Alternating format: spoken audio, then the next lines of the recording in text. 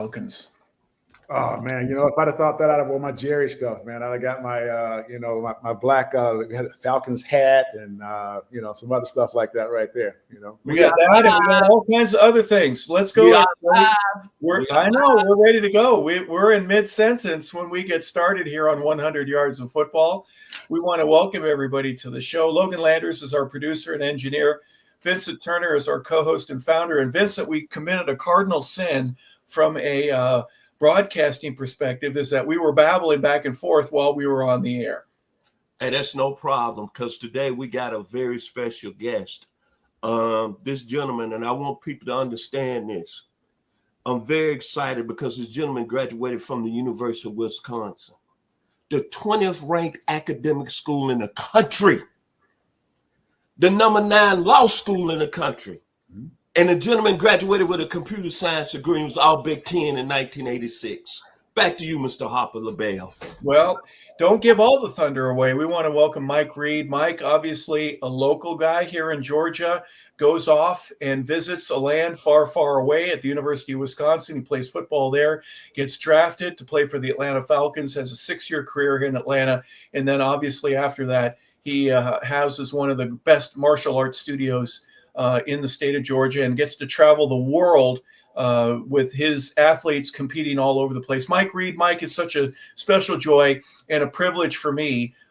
We played together. We were teammates together. And I'm so grateful that you would be able to stop by here on 100 Yards of Football. Well, it is my pleasure to be here. Great to meet Vincent. And of course, Harper, I will make sure not to tell any great stories about things that I know about you that we shouldn't talk about. Well, none of it's great if it has anything to do with me. But we had some great teammates, and we will talk about that in just a moment. Mike, your athletic career, obviously, you were able to excel in many different areas. And from a martial arts perspective, I would say many disciplines. There are different ways that we are able to encounter and be a part of it. And when you were growing up, you're an Albany boy. You're from and raised there, Georgia, born and bred. No, born in Alabama. Were you really? I was born in Montgomery, St. Jude Hospital. So. I did not know that. I thought, okay, well, I know that athletics was a great part of your father's life. Yeah. Morris Brown goes to school there, has a tryout with the Patriots. Mm-hmm. So when did football become an important part of your life? I think I was born with football being an important part of my life. Okay. Dad was a coach at Monroe High School. And so my earliest memories have me on the field with those guys. And Monroe, at that point in time, was kind of a predominantly black school in Albany. And so they didn't have all the resources, and their team, Valdosta and Tift County are in our region. Valdosta used to roll out 140 guys on the sideline. Yeah. Monroe would have, as a kid, I remember Monroe would have 38 guys, and they would go out there and they'd battle, and normally by the end of the game they would give up. But that was where I learned the resiliency. So what I'm getting at is that I can't really remember a time in my life in which football was not a part of it when I was growing up, because I literally grew up on a football field. If you go to Albany and I can tell the generation I can't talk where someone is from, and that is if they look at me and say, Little Reid. You'll see a big smile come off my face. I know that's someone that knew me when I was a little kid. Now, right. Coach Reid's son, then that's later on, right? But Little Reid is what I was called because I was always at my dad's hip and always sitting there over at Monroe High School, on a football field. Well, you said you're born in Montgomery, so was it Roll Tide? Was it War Eagle? Hey, what was your early? Do you remember being able to cheer for a team back in those days? All right, so different. So every year when I would go to Montgomery, Alabama, they called the Turkey Day Classic. That is Tuskegee versus Alabama State. So although you have to make a choice in the state of Alabama, whether you're Alabama or Auburn, and I'm leaning more toward Auburn. Lionel James, Lil Train, was one of my teammates in high school. Greg Pratt, who played at Monroe, also went to Auburn. And actually Auburn was where I wanted to go. So I was a Tiger, more so than I was Roll Tide. I have a good cousin who's good at that. What did we say? I lost my thought. I had a football moment. Well, you said you started with Tuskegee. Yeah. Tuskegee and Alabama State. So that was the hub of us, because the Turkey Day Classic was a huge amount of what's going on. And from that, you would then come back later on and watch the Alabama-Auburn game or something like right there. So the answer to your question is, Auburn Tigers, but I had to lean toward being an Alabama State Hornet because that's where the majority of my people were from, except for those. Really? Yeah. Yeah. Well, Troy and South Alabama didn't have a school back then, but there's some really good programs that people don't know about. They don't get the national recognition, but obviously some great football players. Was there any one specific guy that you said, man, I want to be like him when I grow up, that you got to watch when you were a little boy? In terms of football? Yes. Or college? That's an interesting question. I probably, and we're in the same area. We watched all those Green Bay Packer, Vince Lombardi, type things. For me, it wasn't so much. It was just football players, right? It's how they went about the life. It's how they portrayed it. Dun, dun, dun, dun, dun, dun, dun, dun, and the grit and so forth. So, for me, growing up, my favorite team was the Pittsburgh Steelers. I am a Mean Joe Green, guy, right? I like the defense more than I like the offense. I definitely, Franco Harris guy, with the Immaculate Reception. My dad was a Cowboy, okay? And actually, he had a chance to come back to play for the Cowboys. We can talk about that later on after his military career. So he was a haunch, stern, loved the Dallas Cowboys. And I did not like America's team because I am a terrible towel wielder. So I would run around the house with my terrible towel. I still have an affinity for Pittsburgh a little bit, so that's all good. But they never paid my salary and they didn't draft me, so okay. Yeah. Well, neither did the Cowboys. Now, Vincent is a diehard as well, and so I'm sure he'll throw a couple names at you that you were thinking, man, yeah, you're right. Those guys are pretty doggone good from the day. But now, Mr. Reid, what I want to talk about is that what's going on in the water in Albany, because there's been some fantastic athletes that's came out of the area. One guy used to be the #1 high school player in the world, D'Antonio Winfield. Yeah. Deion Branch, Alexander Wright, Rashid Green, Florida State, Bobby Jackson, Florida State, Antoine Savage, Boomer Sooner, Oklahoma, Ricardo Lockett, they played with the Seattle Seahawks, Angelo Taylor, the Olympic sprinter, Bart Oates, former BYU with the Giants, and Mr. Ray Knight, baseball player. So what's that water so good down there in Albany? What makes it so good down there? Well, you forgot a big name who you left off that list. That's Stanley Floyd, world's fastest man. Yes, sir. Oh. All right. Those are guys who I grew up with. Actually, Stan's a little bit older. I've always told people that per capita, the quality of the athlete in Albany, Georgia is on par with anywhere. There's a lot of guys who have made it to the league in football, and also a lot of guys now who also had great basketball careers, and obviously Ray Knight was a great baseball player. So we have pretty good athletics down there. It's competitive. Now, I think some of that might be that, for some people, it was their way out. Now, I didn't fall in that category because my parents are educators and so forth, and so that was not my aim. But for a lot of people, that's their way to move forward and have a family. My second high school basketball coach, Charlie Givens, was no longer here. Great basketball player, played at Albany State, played in the NBA, and had to go back and help his family out. So he had to leave his opportunity to go play. So the answer to your question is that there is great competitive juices that flow down there. And obviously there's really good genetics because you don't have those level of athletes without some really good genetics. Back to you, Hawk. Well, let's talk about your high school days, Mike.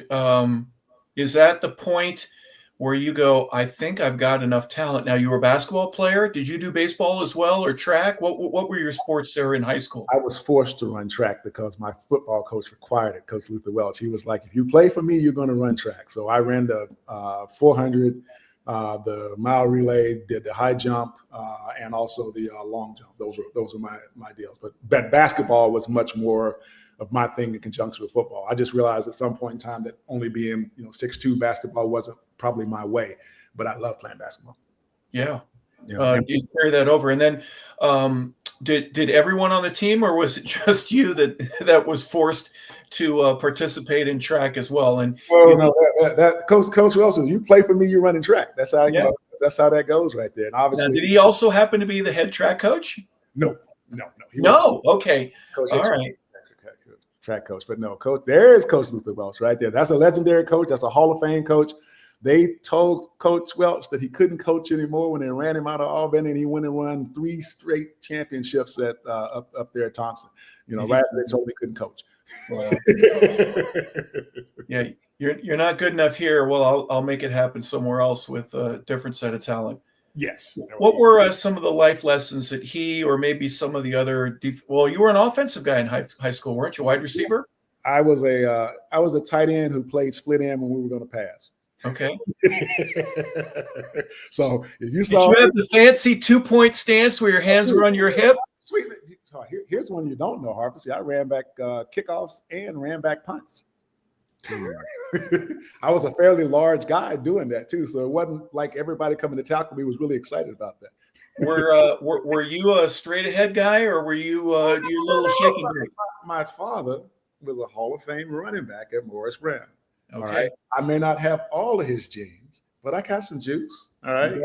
You got enough of it. That's awesome. I'd say I give you a funny story. I was at his mother's funeral, and we were talking to a guy, at the home and so forth. And the guy looks at me and he looks at me, my brother, he goes, "I bet you can't outrun your dad."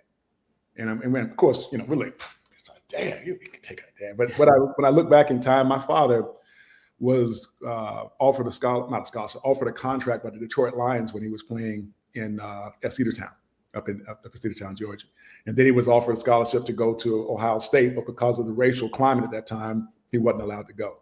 So my dad was a truly phenomenal athlete, and he took his talents to Morris Brown and black college football at a level in which the black college football community was really, really high in talent. So that's that time and frame. So Dad had great genetics, and I'm happy to have gotten some of them. But I'm certain that I was never the running back. I played running back just a little bit in high school.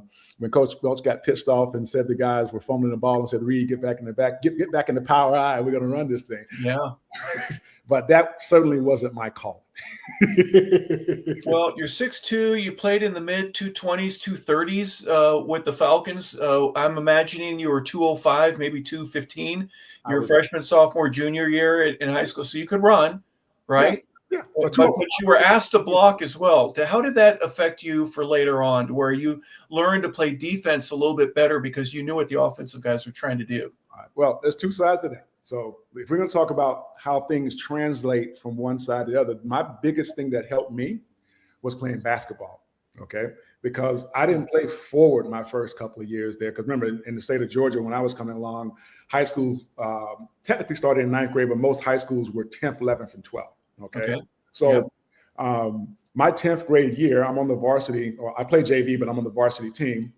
And the person who I got the opportunity to check every day was like one of the players of the year in the state of Georgia, and that was Lil Train Lionel James. Okay, he was all-state in both football and basketball. Now, I was too stupid to understand that I really wasn't supposed to be able to guard him. Right, so every day I would go out there and compete with a guy who's way beyond where I'm at, but I had to learn to move my feet. Okay, so checking Lionel every day when I was a sophomore went as far as anything ever in terms of teaching me lateral movement and how to move and how to anticipate. And Lionel always had a good relationship. He used to call me Big Cat, ease up, man. I'm in practice. No, I love it. I think just recently I was learning a little bit about Dennis Rodman, and I always thought that his greatest asset was he was a double jumper, meaning whenever there was a tip ball that was going to be 50-50, he would jump and jump again. He knew he was going to tip it and then get that second jump before anybody else would even consider getting back up in the air. But am I wrong? Everyone that knew him said that guy's lateral movement for a 6'9" guy was like any 6'2" guard. He could move laterally and get to the point. And I would imagine going against Lionel, you learned very quickly, gosh, I'm going to look horrible in practice if I don't. I got to get better. And it made you a better player. It did. I mean, I'm 2 years behind Lionel. So Lionel was always someone you were looking up to. Now, Lionel was great because he always encouraged us. But he also always encouraged us to, if you can beat me, beat me. Right. And so, the competitive juice is I'm not supposed to lose regardless. And that makes him a better player. If I know that the guy I'm going against, games are going to be easy because practices are so hard. Yeah, that was it. So I obviously did not realize that at that point in time in my career, how much that was really helping me. But in terms of being a linebacker, I don't play any defense in high school, but in terms of being a linebacker and being able to move and being able to see things and fit things and understand, one of the things that Lionel was great at was that he could see. So he could see that if I dip to the left and go to the right, whether it's football or basketball, that opening will be back over here on this left side because that's where everybody shifts. And so I learned how to anticipate, how to be in the right place. How did he do that? I'd watch him do things in the game and just scratch my head. Then I go back and think about it. Oh, that's what he did. And then I'd go, okay, this is what that guy in front of him didn't do or couldn't do. And sometimes it wasn't matter what you wanted to do. It's just a matter of what you couldn't do because that guy was so good. Yeah. The vision for a running back, and you got to play it a little bit. You said there's a lot of angles. Right. What I mean by that is body angles, where if an offensive guy is turned at 45 degrees, you got to figure out in a split second whether or not he's going to sustain that, and whether that will be the gap that you go in, or do you keep skating down the line to find an opening and a hole. I call it the math. Was math a strength for you from a scholastic standpoint in school, to where you were able to incorporate some of those things that you learn in the classroom to make you a better, or at least a wiser football player? Well, you would think that math was a strength of mine because I went through almost the entire math department at the University of Wisconsin because it was required to be in computer science. Yeah. But it was something that I had to learn to do. It wasn't my natural thing. I had to work at that. My father's a physicist. That's something we didn't talk about. So he's actually one of the first Black graduates at the University of Georgia in their master's program here, when they allow black people to come in. Okay, so I come from a mathematical background, but I learned quickly at the University of Wisconsin that I was not a physicist. but I do have a natural ability to see and recognize where everything should be and where I should fit myself. So although there were certainly people bigger, stronger, faster than I was playing in the Big Ten and in the NFL, I could figure out where I should be, and I could be there on time. So if you can see that and you can kind of predict that, then you don't have to check this backside hole very long, because you know that something else happened, and so you go to the front side and make the play, as opposed to running to the front side and the guy just cuts back behind you and it's a success. Well, I would imagine being an offensive guy at the high school level and then going to college. Well, but there's 100 questions, but your ability to anticipate and flip around the offense to the defensive side and do so quickly was a great asset to you. Yeah. Let's stay in high school. Okay. What was the recruiting process like for you? I mean, when did you realize that I've got a chance to make it at the next level, and I'm getting letters, or I'm getting calls, I'm getting coaches that are visiting my coach and they're asking about me? Well, that's an interesting question. I was not a highly recruited guy, quite frankly. I was in 1982, which is when I came out. The year before that, there was a gentleman by the name of Gary Ellison, and I'll get back to what I was saying, who was the player of the year in the state of Georgia, played at Monroe, okay, and then he wound up going to the University of Wisconsin. So that's what a big-time recruitment looks like, okay? Yeah. For me, Ducky Walls, who was the sportcaster back in Albany, Georgia back in the day, I remember him, I never have forgotten this, and I never let him forget this either before he passed away. He got on the TV and he said, there are no Division I prospects in Albany, Georgia this year. And I just looked at the TV like, wow. Okay, so with that being said, I was not a heavily recruited person. The University of South Wisconsin, Wisconsin recruited me my entire 3 years, of high school, sent me letters because Larry Sperlin, who was one of the best linebackers in the Southeast, had just gone up there, and he had given them my name. And he also was the person I looked up to in terms of being a basketball player, because Larry played on some really good basketball teams at Doherty before he went off to Wisconsin. And then Wisconsin recruits me. South Carolina offers me a scholarship late, but they tell me that we didn't know that you were a senior, to which I had a bit of a problem because they had already signed Don Norman, who I'd been in school with since first grade. And if you've been watching Don play the entire time we've been in high school, there's no way that you should have not known that I was a senior, or you're saying I was so unimpressive that you didn't know. Davidson offered me a scholarship. And when I went up there, although it's a fine academic institution, I just looked around at Davidson at that point in time. I was like, I don't think this is the right place for me. And then Tennessee State also recruited me and offered me a scholarship for football. But I thought to myself, if I go to TSU, I might not graduate because I partied my butt off on my recruiting trip up there. And so I just didn't think that was going to be the best spot for me. Hell Street, Hell Street, Hell Street, party.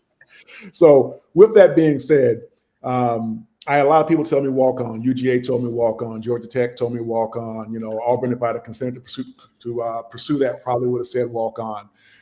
So I really wasn't overtly highly recruited. I just felt like I could play.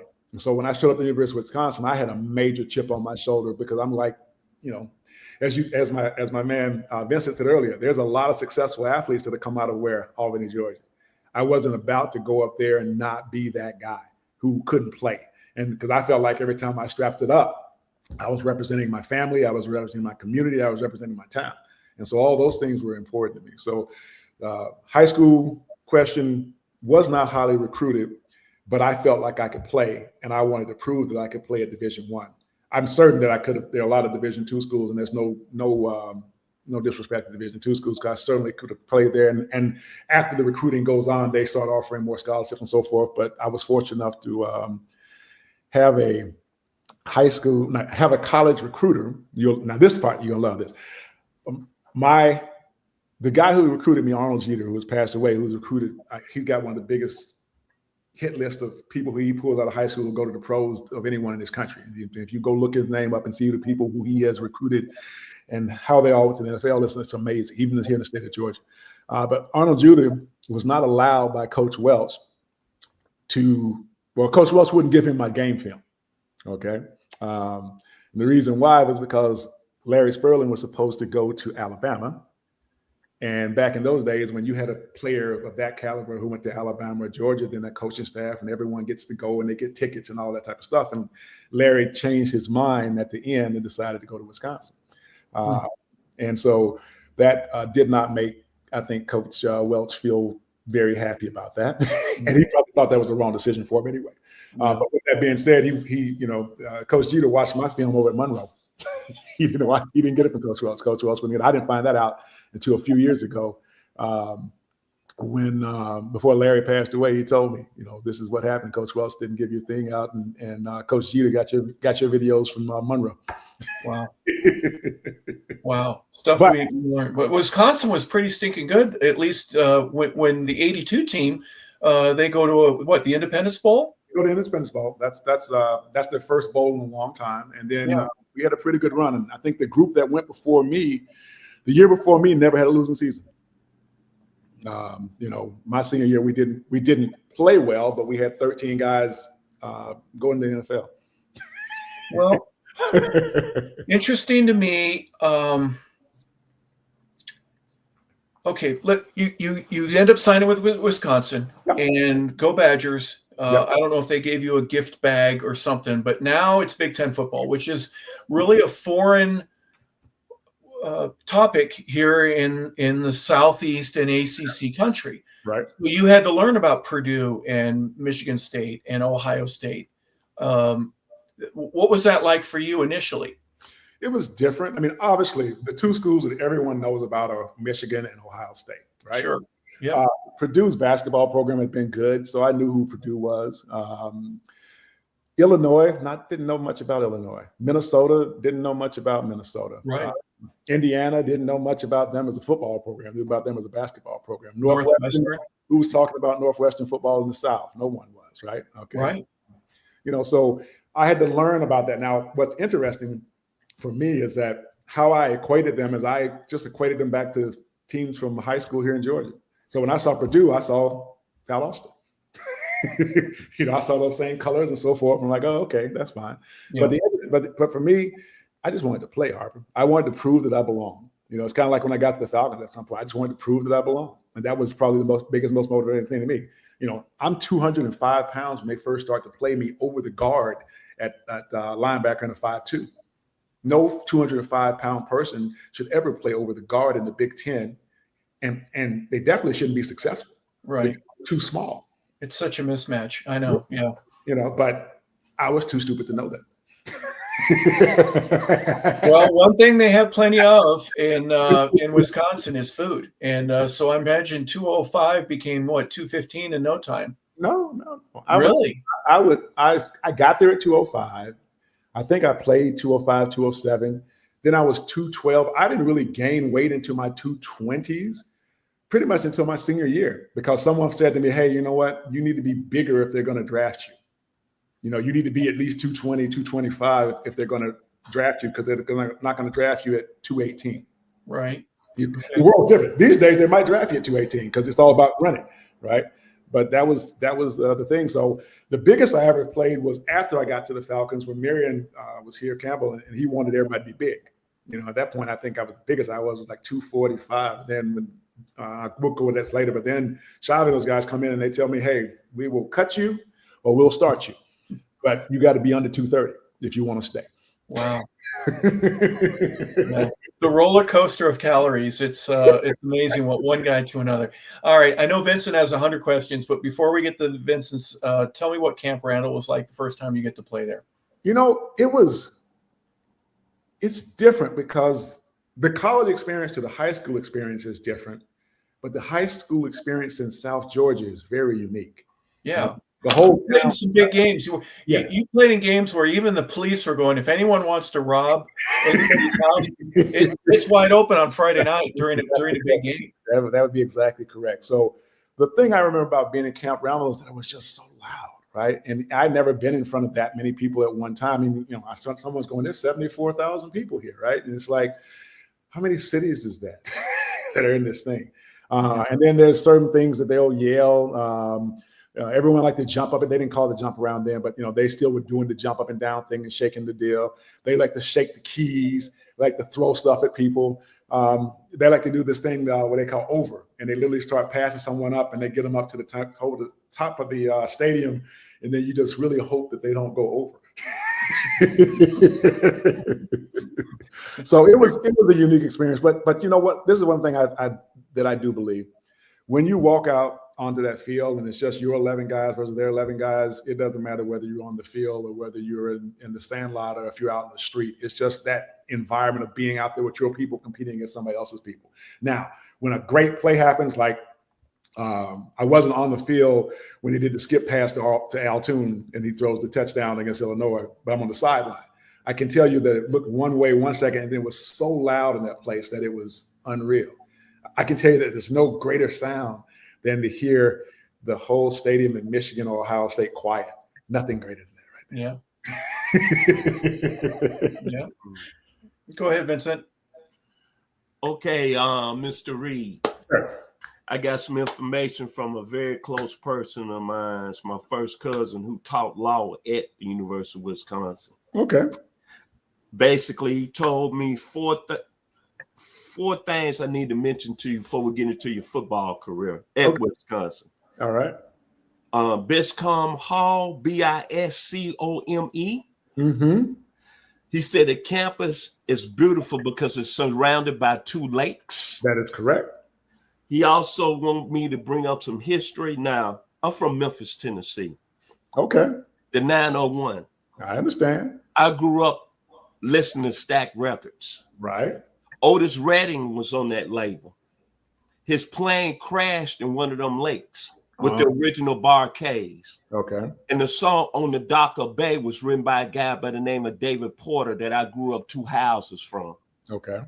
And then my cousin told me to mention State Street to you. Yeah. Restaurants, bars, where everybody hung out at. But the one thing he wanted me to say today, bringing you on, is that a lot of people can't go to Wisconsin and make it academically. This is and true. My love and respect for you as a football player to take on that curriculum. It's the 20th ranked school in the country. So I'm going to leave it at that. Everybody 100 yards football need to look at this young man today because he's special. Now I'm going to talk about your football career. Now I want to ask you, you played when the Big Ten was on fire with these running backs. What was it like going against these series of running backs? Donnell Thompson at Indiana, Mm-hmm. Lorenzen White at Michigan State, Keith Byers at Ohio State, Ronnie Harmon at Iowa. Give us a quick background what it was like playing against them gentlemen. Well, I mean, the thing of playing about the Big Ten is that when I go into the Big Ten is now just starting to pass the ball a little bit, right? So Illinois, you didn't mention the Illinois running backs because they were, air champagneing that thing out all over the place. But everybody I else forgot, Thomas Rooks. I'm sorry. Right. There you go. Right. So what I'm getting at is that there was some passing game taking place, but the Big Ten was still Bo and Woody. Okay, from an ideological standpoint. So at the end of the day, it's a smash mouth game. So you have to get yourself ready for that. And if the other team can impose their will upon you running the football, you're going to have a long day. So different backs provided different challenges. Like if you were playing against Keith Byers, you had to get him early. You could not let that big man get rolling downhill, because if he gets a free run at your safeties, okay, you got a problem, because he's a big, strong, fast man who's agile. Thompson was a really good running back. I mean, that guy could really take off. So the key with him is you had to get him hemmed up, and then you had to put that thing on him. That's just what you had to do to kind of, get him off balance. Everyone had something. Michigan always had a fleet of running backs over there, okay? And you knew that when you played them that, back in the day, they called it a slobber knocker. It's gonna be that type of game, because that's who Bo was, right? He was going to run the football, and wasn't anything you could do about that. So the mentality in the Big Ten was you got to beat them up. So it's an interesting thing. If you go look at the stats of the win percentage of the teams that we played after they played us, it's really low. Didn't mean that we won all those games, but we were really, really physical. And so that was something that had been passed down to us, and that was just, who we were supposed to be. So the goal was to get to them before they get out the box, and then show them some love.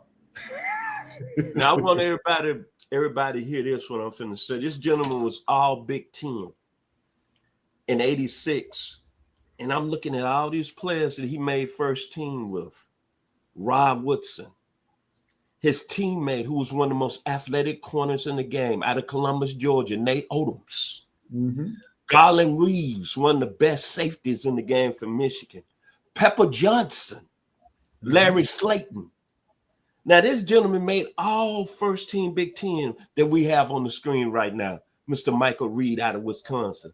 But I want you to talk about your game, your career game, in my opinion. Talk about the 3 fumble recoveries you had against the Ohio State Buckeyes.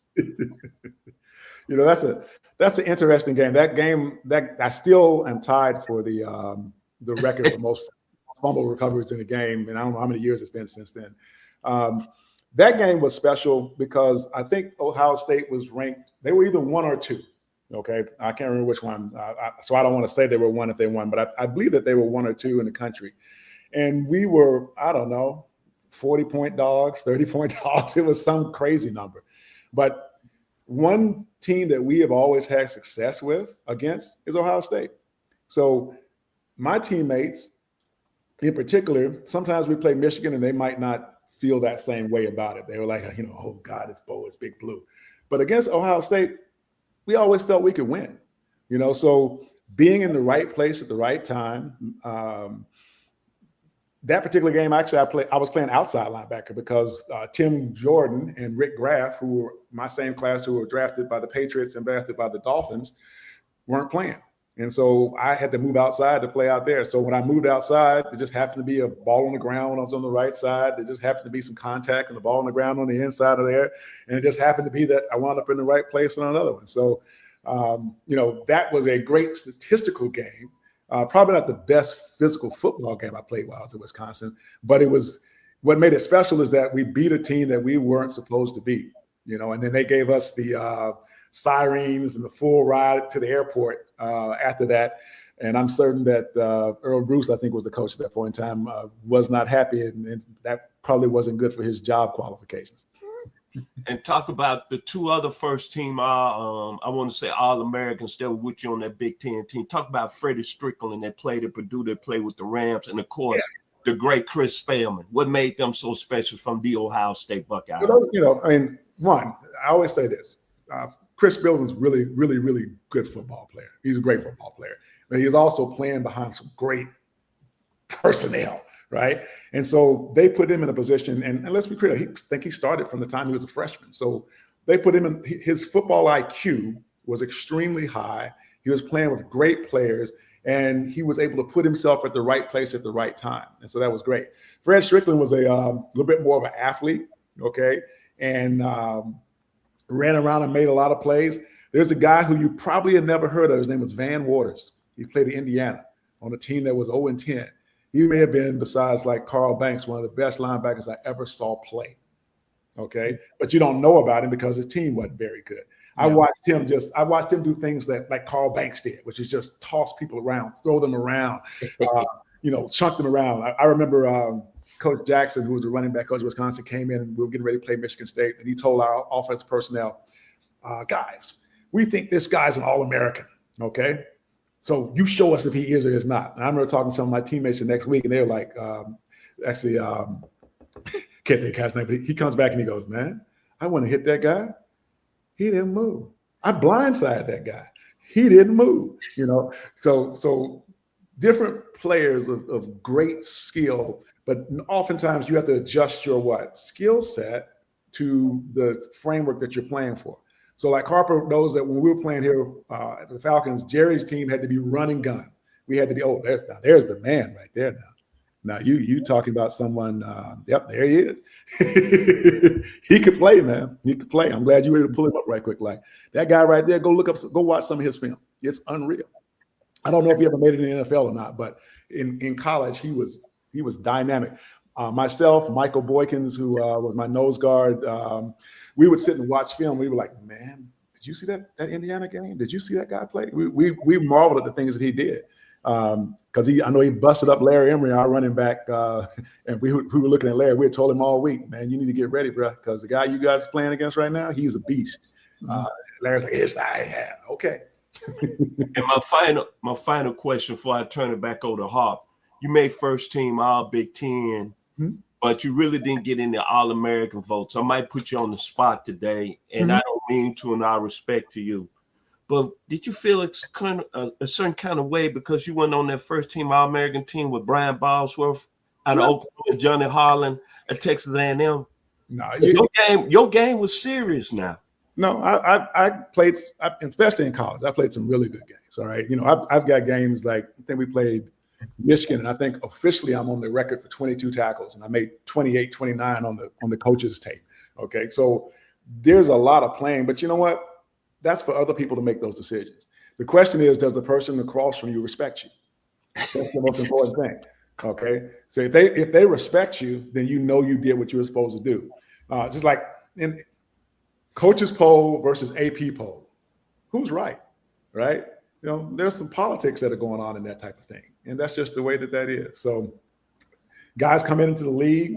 Sometimes they're undrafted. Like Jesse Tuggle comes in the league with me. I'm a 7th round draft pick. He's undrafted. Obviously, Jesse is an absolute beast. Should he have been an undrafted player? I think not. So I never worried about that.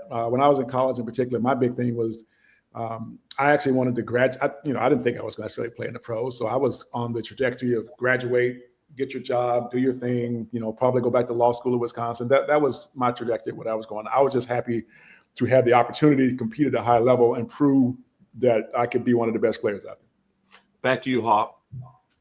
It's interesting. You made a mention of the coaches poll. I find it very interesting that most coaches couldn't be watching other teams play because their team is playing. So they're told who to vote for, right?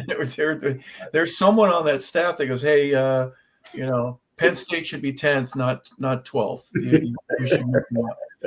But speaking of coaches, Dave McClain was the head coach. And if I look correctly, Jim Hillis, talk about Jim and his influence on you. Okay. Do you know Coach Hillis? I know of him. Okay, so Coach Hillis was my linebackers coach for 4 of my 5 years. So they redshirted me. Coach Hillis was a no nonsense guy. We played, everyone started playing hat and hands. We were still playing forearms. Okay, so that was his mentality. His mentality was, hit that big sucker in the jaw, get him off of you, okay, and make your play. He really wasn't. He was kind of what I call vanilla, meaning that he wasn't trying to run a whole bunch of exotic blitzes and schemes. He wanted his players to line up, punch someone in the mouth, get off the tackle, and go make a play. My best year was when Coach Hillis became the head coach after Coach can't think of his name right now. After I had coach, after Coach McLean died, he became the head coach, and so a person who he had told stories about a long period of time Coach Holmes became my coach, and Coach Holmes probably allowed me to be a little freer, but I really can't say that because I think in my sophomore year I led the Big Ten in tackles after 7 games after missing the first 2. Then I got injured. So I played well under Coach Hillis's scheme, but I probably personality-wise was better suited to play it up under some other people because I was much better at just show me where we want to go. They were telling me things like your bench press isn't enough, so we can't play you. And I'm like, I just made 15 tackles. So what does it matter if I don't bench press 400 pounds? That's kind of how that worked right there. But I appreciate Coach Hillis because of his understanding of the game and the toughness that he taught. We used to sit in, you're going to love this, Harper. We used to sit in our meetings with our shoulder pads on. Just like you laughing right there, that's how the DBs laughed at us. That's how the outside linebackers laughed at us. That's how the D-line laughed at us. Right, but we sat in meetings with our shoulder pads on. Mike, there's going to be a book that somebody's going to write about the goofiest things that you had to do to play football. The duck walk was one of the ones that when I was in high school, we had to do a duck walk, and it made no sense. It didn't make you a better player. Right. Wearing shoulder pads is one of those that I will have to come to you and we'll get the full quote. It didn't make me any tougher. Who taught you technique, foot placement, how to strike? Was there someone there, like a graduate assistant or someone that took you by the side that gave you? Because remember, offensively was where you were a standout in high school, and then you are switched over to defense. How did you learn how to do it the right way? All right, so I am an offensive player in high school playing with a defensive mentality. That's the first thing about that. If you watch me play tight end, if you remember back in the day, you could ambush someone, you could blindside them, you could run them in the ground to the play went to the. I was doing all that. The whistle blows, I stop, help you up, go back to the huddle. But my mentality was much more of a defensive player than it was an offensive player. So Larry Sperling has just completed his football career at Wisconsin when I get there, and he is a GA. So Larry kind of took some time to explain some other things to me, and particularly since he knew where I came from, knew my coach, that was his coach, he could say, just like you guys thought about this or how you did that, this is how you need to approach this. Like one of the things, he told me in the Big Ten, he said, do not let them run an isolation play at you.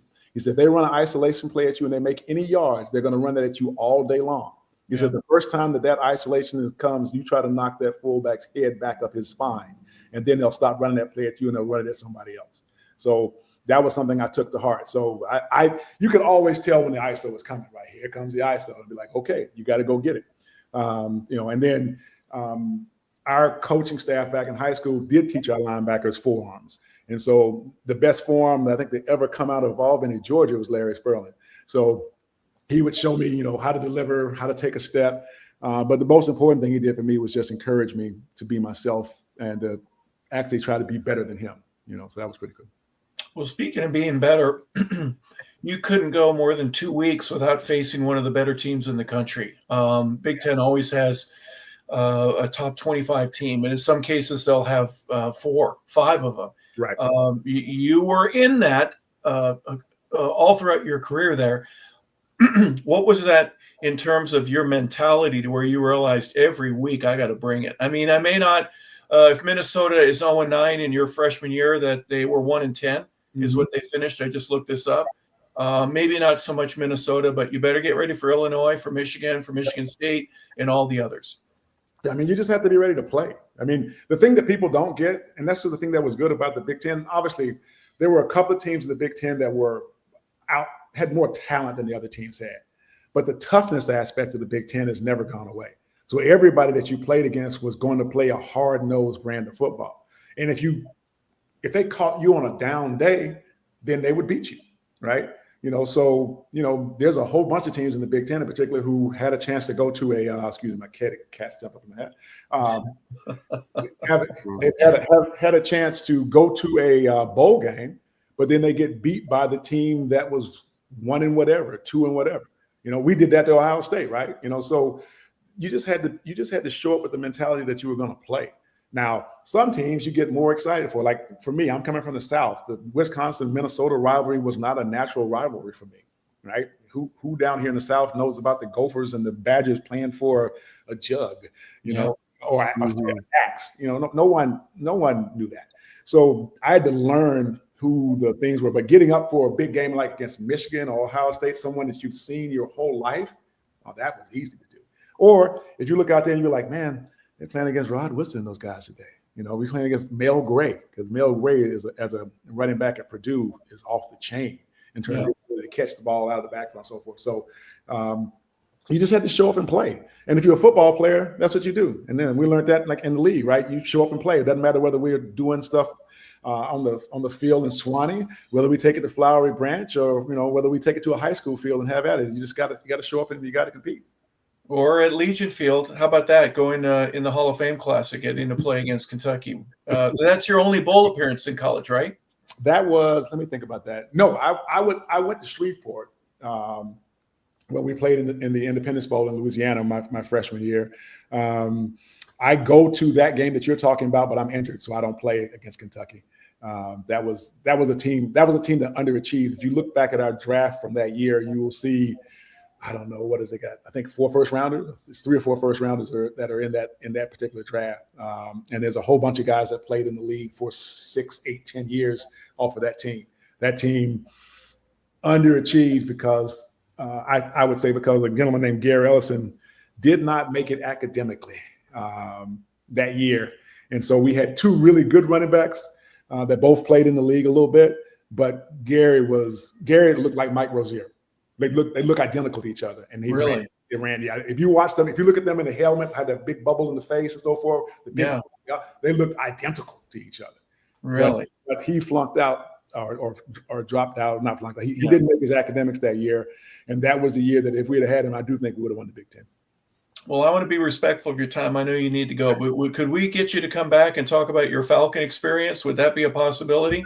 I would love to come back here and talk about the Falcon experience and all the holding that you did, Harper. That's what I'd love to talk about. You and Gary Wilkinson. Yeah, when Gary hurt his knee, that changed everything, because he would grab, and everything was really in tight, wasn't it? Yes, he is. Most guys, I would grab where your shoulders are, and he would grab in the inside of the numbers. I remember there were times where it almost looked like he was in handcuffs. So Gary and I had lots of wars because I was a technician too, and I knew that from a leverage standpoint, this is a strong man's game out here, right? This is leverage and sitting it up. So Gary and I be battling to get our hands on the inside of that thing. So yeah. Pass pro, I've literally done that to where it is what it is. All right. Well, final thoughts about about the Wisconsin experience. We talked a little bit about the Michigan, Ohio State, all that, but overall for you, before the draft comes into place, this had to be, at one point or another, you got to pinch yourself and go, what a great decision I made for myself. Yeah, well, the Wisconsin experience was my opportunity to play big-time football, which is something I really desired to do. And it was a chance to leave one part of the country and go someplace else and have a different experience, okay? Because there's no way that Madison, Wisconsin, and Albany, Georgia are the same. They're just not, okay? The makeup of the people, what people do, there's no grits in Madison, Wisconsin. There's no collard greens, per se, in Wisconsin. There's not a place where you get your hair cut every day. I mean, the culture is just totally different. There's no polka being played in Albany, Georgia, right? There's not any raw hamburger being eaten in Albany, Georgia. That used to be on our training table sometimes. Like, why is this here? But from an experience standpoint, that's what I've treasured most. And then the other thing that I've been very fortunate with about going to the University of Wisconsin, I can transfer all the way forward to right now, is that I had a great group of teammates, and we're still close right now. We still text, we still get together, we still do stuff. And that to me was the real blessing, was the people who played with me, how good of guys they actually were, and that we 30, 40 years later will still have relationships together that we share. It's one thing when you win a championship and you keep those relationships together. It's another thing when you had success, but you didn't go to the Rose Bowl. You didn't win a national championship. You just stay together because you went through a common experience that tied and bonded you together, and now you're helping each other out throughout life, and that's a great thing right there. So it was a great life decision for me to have the opportunity to play at the University of Wisconsin, to be a University of Wisconsin graduate, and to represent the Big Red and Badgers. So let's go Bucky. Yeah, absolutely. I know that there are countless players that didn't win a Rose Bowl championship or even get to go. But what they did is they forged friendships, relationships, and outside of the military, I've said this a million times, if I'll say it even just one more, there's nothing like the football experience that you depend on another person as much as you do in the athletic world. And so thank you that you got to be a part of that. Vincent, final thoughts. We have to let Mike go. Outstanding guest, much respect. Not only him playing football at Wisconsin, but being an academic student. Because once people do their research and see what kind of school that Wisconsin is from an academic perspective, I think you would give Mr. Reid ultimate respect. So respect on Mr. Michael Reid's name today, the University of Wisconsin. And before you leave today, Hop, we always got a special. You need to check with Logan so we can send Mr. Reid out on a special note. Well, we will do that. And Mike, for all that you did for the University of Wisconsin, none of that had anything to do with when Jerry was there, when I was with you. But our next experience. We'll talk about it. Logan, go ahead and cue it up for us, if you don't mind. Oh, there we go. At your rookie camp, did you have to sing this or something else when you were at the dinner table? I sang a song from Houdini. You know which one it is, so I'm not. That's what I sang. Oh yeah. All right.